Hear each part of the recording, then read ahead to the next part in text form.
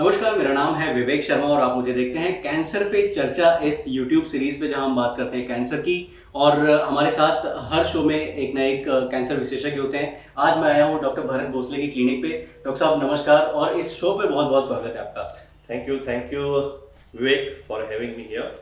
Doctor साहब पिछले हफ्ते जो है अमिताभ बच्चन साहब का बर्थडे था और उनकी जब हम पुरानी फिल्में देखते हैं तो बड़ा एक एक जोवियल सा किस्सा होता है जहाँ पे वो अपने भाई शशि कपूर को बोले होते कि तू दारू पिएगा तो लीवर सड़ जाएगा और इस तरह की काफ़ी सारी बातें करते हैं। हमें ये बताइए कि क्या जो लीवर से रिलेटेड जो चीज़ें होती हैं क्या हमेशा वो शराब से जुड़ी होती हैं, अल्कोहल से जुड़ी होती हैं? क्योंकि अगर अल्कोहल इतना ख़राब होता तो हर मेडिकल प्रोडक्ट में जहाँ पे भी कीटाणु को मारने की बात करते हैं वहाँ पे भी अल्कोहल का यूज़ होता है। और दूसरी चीज़ लीवर की जब हम बात करते हैं तो दो चीजें अक्सर सुनाई देती हैं, जैसे एक लीवर सड़ जाने वाली बात जो अमिताभ बच्चन साहब बोलते हैं, दूसरी लीवर कैंसर की बात होती है। तो इन दोनों में कनेक्शन कितना है? बहुत ही इम्पोर्टेंट क्वेश्चन पूछा आपने। तो जैसे आपने बोला कि अल्कोहल तो सब जगह यूज होता है, लेकिन अल्कोहल पीने से लीवर खराब होता है। तो मैं तो ये बताऊंगा कि सभी प्रकार का अल्कोहल खराब होता है, जिसको हम शराब बोलते हैं। दवाइयों में यूज करते हो बहुत ही कम मात्रा में और कॉन्सेंट्रेशन डाइल्यूशन में होता है। तो कोई भी अल्कोहल किसी भी मात्रा में जब वो शराब करके दिया जाता है तो मैं नहीं बोलता हूँ, ये अमेरिकन सोसाइटी जो है ऑन्कोलॉजी की बहुत ही बड़ी सोसाइटी है और हम सब लोग वहाँ पे सालाना गैदर होके रिसर्च के बारे में डिस्कस करते हैं। तो उन्होंने अल्कोहल को, शराब को कैंसर कॉजिंग एजेंट, कर्क रोग को बढ़ावा देने वाला एक एजेंट करके लेबल कर चुके हैं। पहले वो 4-5 साल तक alcohol was not there, only tobacco and smoking, cigarettes, hookahs ये सब था, लेकिन अभी शराब भी उसमें आ गया है। सो एज एन ऑन्कोलॉजिस्ट हम कभी शराब पीने को बढ़ावा नहीं देते जी, क्योंकि कैंसर ही नहीं, इससे बहुत सारी चीज़ें होती है। सबसे important, we lose our family, friends and relatives to the accidents. That is very important thing, because ये एडिक्शन है। ये आप आज थोड़ी लोगे, कल और थोड़ी लोगे और थोड़ी लोगे, ये रुकता नहीं। तो लेना है तो हर चीज़ अच्छी है, लेकिन हर चीज़ अगर बहुत ज़्यादा हो जाती है, आउट ऑफ दैट लिमिट हो जाती है, वो अच्छी नहीं है। करेक्ट, कोई भी चीज़ हो। करेक्ट, बट वो क्या है कि वो लिमिट कोई नहीं डिसाइड कर सकता। तो ये हो गई अल्कोहल के बारे में बात जी। नाउ अल्कोहल से लिवर बहुत ही क्लोज कनेक्टेड है, क्योंकि उससे कैंसर या और कुछ चीज होने की जरूरत नहीं है। सर, ये अल्कोहल और लिवर इतना कनेक्टेड क्यों होता है?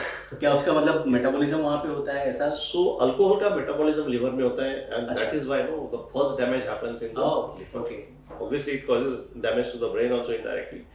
तो जो रेगुलर बेसिस पे अल्कोहल कंज्यूम करते हैं और उनको अदर भी रीजंस होते हैं, तो लिवर डैमेज होने की प्रोबेबिलिटी बढ़ जाती है और उसको एक सिरोसिस बोल के कंडीशन होती है, क्रोनिक कंडीशन होती है, जिसमें पेशेंट के पेट में पानी होना, ब्लीडिंग होना इसोफेगस के रीजन से, जिसको हम इसोफेजियल वराइसिस, बहुत सारी चीजें होती हैं। और इसमें पेशेंट हमेशा फिर हॉस्पिटल के चक्कर लगा रहा है और फिर दवाई ले रहा है। आप जीते हो, लेकिन क्वालिटी ऑफ लाइफ बिगड़ जाती है, वो इफिशियंसी कम हो जाती है, उसको लिवर सिरोसिस बोलते हैं। अभी इसमें से कुछ मात्रा में लोग आगे जाके उनको लिवर के कैंसर भी होते हैं। अब पहले तो लोगों को ऐसा लगता था कि खाली लिवर खराब होता है वो दारू से खराब होता है या शराब से खराब होता है, लेकिन आज के जमाने में दारू या शराब छोड़कर, मतलब दारू और शराब से होता ही होता है, 100% होता है इतना खराब, बट ये चीज छोड़ के जो इम्पोर्टेंट चीज आगे आ रही है, which is more damaging and more worrisome, is जो काइंड ऑफ फूड खाते हैं और एक्सरसाइज नहीं होती है, तो मोटापा। मोटापा ये शराब से कई गुना ज्यादा खतरनाक चीज है और हम रियलाइज भी नहीं करते। इससे आपको हार्ट का प्रॉब्लम भी होता है, डायबिटीज भी होता है, एंडोक्राइन प्रॉब्लम भी होते हैं, बड़े होके वेट बढ़ता है तो जॉइंट्स के भी प्रॉब्लम शुरू हो जाते हैं, कई सारे प्रॉब्लम होते हैं। बट इसमें नॉन अल्कोहलिक स्टियाटोहेपेटाइटिस, थोड़ी कॉम्प्लिकेटेड सी टर्म है, इसको नैश बोलते हैं शॉर्ट में, NASH। बल्कि ये गैस्ट्रोएंटेरोलॉजिस्ट का डोमेन है, लेकिन मैं बात करना चाहता हूँ कि क्योंकि मैं भी थोड़ा मोटा हूँ, क्योंकि एक्सरसाइज नहीं करता हूँ और मैं रियलाइज करता हूँ, और मैं कोशिश भी करता हूँ कि मैं अपने खाने पे ध्यान दूँ, मेरे एक्सरसाइज पे ध्यान दूँ। हमसे ज़्यादा जो आगे आने वाली जनरेशन है वो बर्गर्स और पिज्जाज की जनरेशन है। Specifically no sarcasm, but in metros unfortunately we all, हम सब लोग इस चीज़ को निगलेक्ट कर रहे हैं और आगे जाके हम इस पर बहुत रिग्रेट करेंगे। हमारे बच्चे हमें फॉलो कर रहे हैं, बच्चे बल्कि स्कूल में जाते हैं एक्सरसाइज होती है, but as a parents in metros unfortunately parents are busy in their work.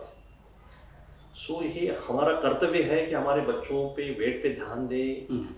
आज बच्चों का वेट कंट्रोल करेंगे तो आगे जाके उनका फ्यूचर जो है, एक किसी को पैसा गिफ्ट देने से अच्छा एक अच्छा आरोग्य देना बहुत जरूरी। बिल्कुल। तो ये नॉन अल्कोहलिक स्टीatohepatitis अगर किसी को हो जाता है, उसको दारू पीने की भी जरूरत नहीं है और इसको किसी की इन्फेक्शन होने की भी जरूरत नहीं है। तो ये एक इंपॉर्टेंट कॉज है आगे जाके लिवर डैमेज होना, लिवर सिरोसिस होना, उसकी वजह से आगे जाके लिवर का कैंसर होना। उसके अलावा कुछ वायरसेस है जिसको हम जॉन्डिस बोलते हैं, वो पानी से जो होते हैं वो जॉन्डिस वो रिकवर हो जाते हैं, लेकिन ब्लड बॉर्न जो डिसीज रहता है, हेपेटाइटिस बी, हेपेटाइटिस सी, ये अगर इन्फेक्शन हो जाता है वो पकड़ में नहीं आता unless until you go and test. उसमें से हेपेटाइटिस बी की अगर वैक्सीन भी अवेलेबल है तो कितने लोग आगे आगे इस वैक्सीन के बारे में जानते हैं और लेते हैं। मैंने लिया है, बहुत पहले लिया, उसकी इम्यूनिटी भी हमने टेस्ट की थी। बट ये वैक्सीन अवेलेबल है तो ये आप इन्फेक्शन प्रिवेंट कर सकते हो। लेकिन अगर ये इन्फेक्शन अगर फैमिली में आ जाता है, वो ब्लड बॉर्न रहता है, वो पॉसिबल होता है कि वो फैमिली के कुछ मेंबर्स में पॉजिटिव हो, उससे होता कुछ नहीं, लेकिन उसमें से कुछ लोगों का आगे जाके लिवर पे उसका प्रादुर्भाव होता है, उससे लिवर डैमेज होता है, उससे लिवर सिरोसिस होता है। उन पेशेंट्स को आगे जाके लिवर के कैंसर होने के चांसेस बहुत ज़्यादा रहते हैं। तो ये सारे रीज़न हमें जान लेना बहुत ज़रूरी है, और इसके अगेंस्ट अगर प्रोटेक्टिव प्रिवेंटिव मेजर्स ले तो ये सब चीज़ें नहीं होंगी, और लिवर सिरोसिस भी नहीं होगा और लिवर कैंसर भी नहीं होगा।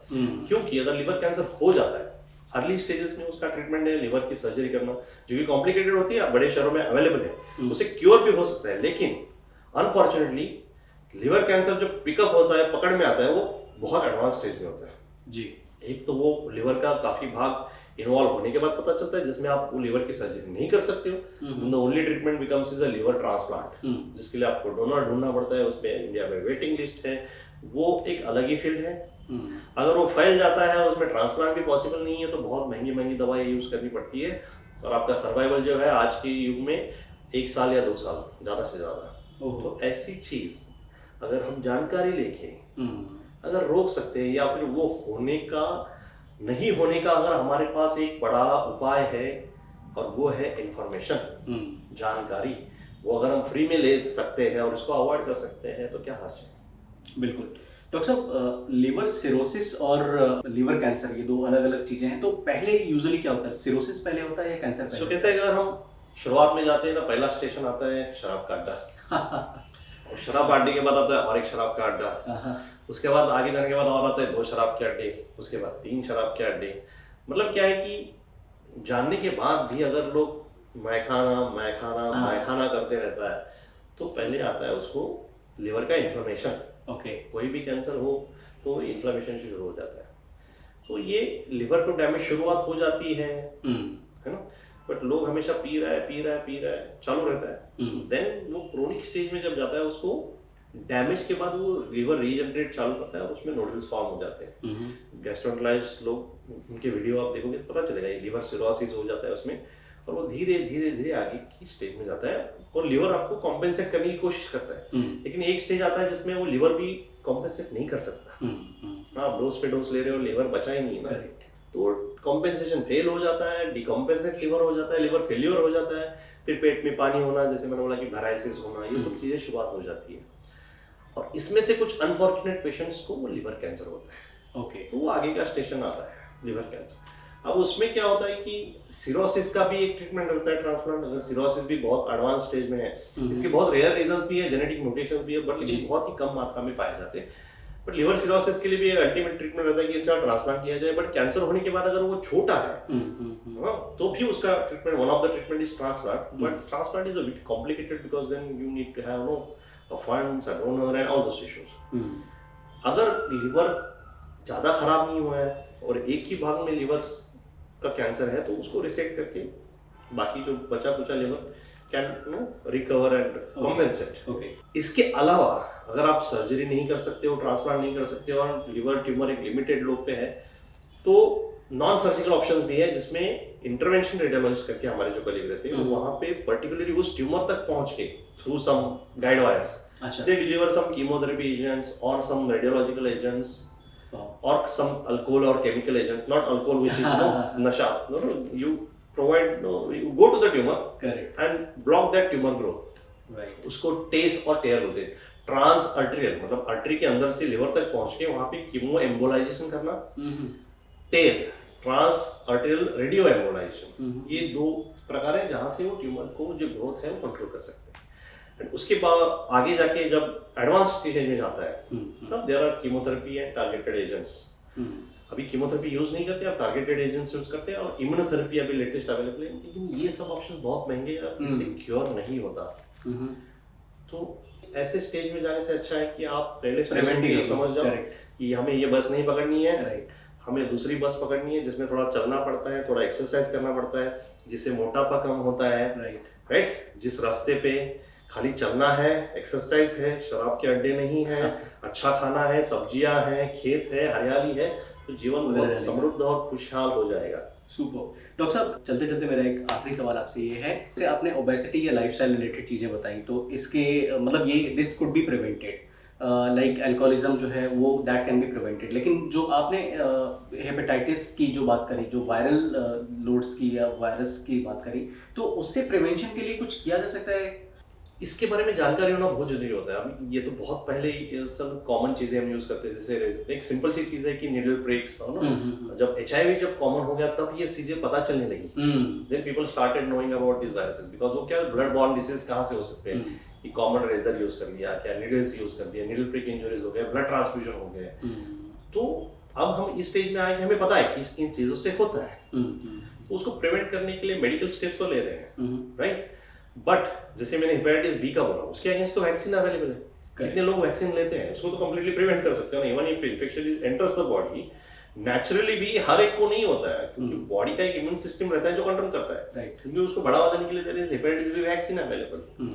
सो ये एक स्टेप है उसको प्रिवेंट करने के लिए, लोगों को इसके बारे में जानकारी होना जरूरी होता है। और आजकल तो किसी का सर्जरी होता है तो ये दोनों वायरसेस टेस्ट हो जाते हैं, तो प्रॉब्लम ये है कि जो सर्जरी या मेडिकल साइड में जाते हैं उनको ही पता चलता है, जो सोसाइटी में अच्छे खासे घूम रहे हैं उनको पता नहीं होता कि अंदर वायरस है। और एक दिन जब आप डायरेक्टली सिम्टम आते हैं तो सिरोसिस के सिम्टम आते हैं। तो ये टेस्ट अवेलेबल है, अपने पे निर्भर करता है हमें टेस्ट करने की नहीं करने। ये क्या महंगे टेस्ट होते हैं? नहीं, ये तो कोई भी करा सकता है। स्क्रीनिंग टेस्ट है, ऐसा कुछ ये जिनके घर में अगर एक आध पेशेंट को डिटेक्ट हो जाता है तो बाकी फैमिली मेंबर जिनको तकलीफ नहीं है वो भी कर सकते हैं, and they can take the right step. अभी तो हेपेटाइटिस सी का रिसेंटली बहुत महंगा दवाई आता था, कंप्लीट क्योर किया। हेपेटाइटिस सी किसी को होता है, वो सिरोसिस स्टेज जाने से पहले अगर कोई पिकअप कर लेता है तो उसके अगेंस्ट जो दवाई है बहुत महंगे थे, फॉर्चुनेटली वो बहुत सस्ते मिल रहे हैं आजकल। कुछ साल पहले वो बियॉन्ड द रीच थे, इवन रीच लोगों के बियॉन्ड द रीच थे। अभी तो बहुत सस्ते हो गए और उसका ट्रीटमेंट करके उसको कंप्लीट क्योर कर सकते हैं। जो चीज आगे जाके कैंसर करने वाली है उसको आप ट्रीट करो, कंप्लीट क्योर करो, तो कैंसर के सिरोसिस भी नहीं होगा। But then you don't know what test needs to be done. तो information is the best and strongest weapon everybody has. Amazing. वो गलत इंफॉर्मेशन लेने से अच्छा ना नेट पे बैठ के राइट इंफॉर्मेशन को अगर चैनलाइज करोगे ना, वो एक अच्छी एनर्जी क्रिएट हो जाएगी, जिससे ना बीमारियां ही कम हो जाएंगी। इसीलिए हम लोग कैंसर पे चर्चा कर रहे हैं। नहीं, खाली कैंसर नहीं, बाकी भी प्रॉब्लम्स है उसके, हेपेटाइटिस सी है ना, लिवर सिरोसिस, कैंसर वैसा नहीं है, ज्यादातर मात्रा में सिरोसिस ही हो जाता है। करेक्ट। और ओबेसिटी जैसे मैंने बोला, एक स्टेप लेनी है एक्सरसाइज की, बिल्कुल सही। अभी मैं ये नहीं बोल रहा हूँ बर्गर और पिज्जा मत खाओ, मैं भी खाता हूँ, बट वो हर रोज उठ के वही खाएंगे और एक्सरसाइज नहीं करेंगे। आपको खाना है तो खाइए, लेकिन एक्सरसाइज करिए, उस मात्रा में उस प्रमाण में एक्सरसाइज भी करिए, और मोटापा डालना है। इससे खाली बीमारियां कम नहीं होती, इससे एनर्जी भी आ जाती है। आप दुगनी इससे एनर्जी से ना काम कर सकते हो, सवेरे जल्दी उठ सकते हो, काम दुगना हो जाएगा, धन भी दुगना हो जाएगा, और आनंद भी दुगना हो जाएगा। Absolutely. Thank you so much doctor साहब। आप देख रहे थे मुझे, यानी कि विवेक शर्मा, सोशल एंटरप्रेन्योर को, विद डॉक्टर भरत भोसले, और हमने आज बात करी लीवर कैंसर के बारे में। सो भाइयों, मित्रों, दोस्तों, शाकी, मैखाना, शराब, ये सब ना किताबों में और गज़लों में ही अच्छे लगते हैं। रियल लाइफ में इसका कोई बहुत ज़्यादा वर्चस्व नहीं है, तो इनसे दूर रहें और एक अच्छी जीवन शैली अपनाएं, और इन्फॉर्मेशन जो है वो सही जगह से सही मात्रा में रहें।